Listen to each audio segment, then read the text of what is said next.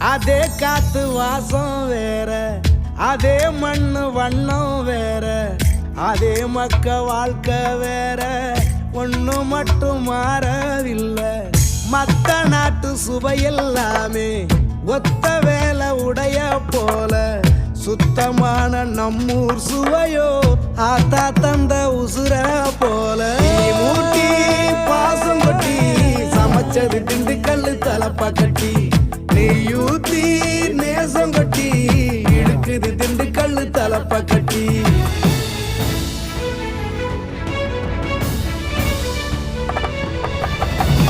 மூட்டி பாசம் கொட்டி சமைச்சது திண்டுக்கல்லு தலப்பா கட்டி, நெய்யூத்தி நேசம் கொட்டி படைச்சது திண்டுக்கல்லு தலப்பா கட்டி.